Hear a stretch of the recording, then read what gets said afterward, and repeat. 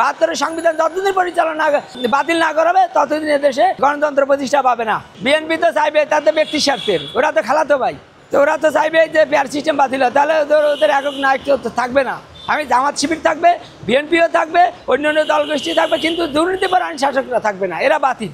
দেশে ফেব্রুয়ারিতে নির্বাচন হলে কি হবে? কোনো গণতন্ত্র প্রতিষ্ঠা পাবে না, তো গুপ্ত হত্যা শুরু হয়ে যাবে, যাকে বলে প্রতিশোধ পরায়ণ গৃহযুদ্ধ শুরু হয়ে যাবে।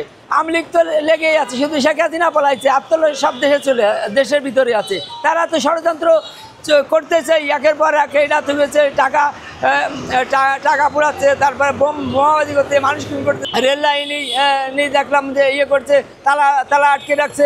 এইসব সমস্যার সমাধান ক্লাস্টার সিস্টেম, তাহলে কেউ কোনো প্রকার অপরাধ করার সুযোগ পাবে না। আমি ডক্টর ইউনূসকে বলছি, বাংলাদেশকে অপরাধ মুক্ত করতে চান, ক্লাস্টার সিস্টেম শাসন ব্যবস্থা চালু করুন। অংশগ্রহণ দরকার, এটা তো 30-টা যদি ভোট পায় তাহলে তো বিএনপি জিতে যাবে, আওয়ামী লীগ জিতে যাবে, তাহলে সেই মূর্খতন্ত্র থেকেই গেল।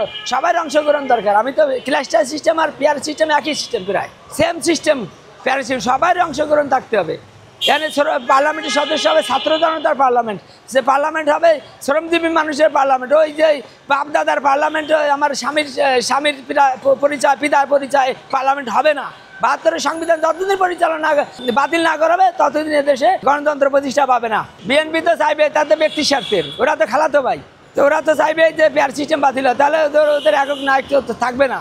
আমি জামাত শিবির থাকবে, বিএনপিও থাকবে, অন্যান্য দলগোষ্ঠী থাকবে, কিন্তু দুর্নীতিপরায়ণ শাসকরা থাকবে না, এরা বাতিল।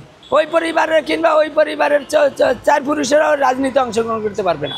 তাহলে এই দেশে শান্তি শৃঙ্খলা স্থাপিত হবে। আর যদি না পারেন 6 মাস সিঙ্গাপুর করে দেবো, আমার কাছে ক্ষমতা দেন।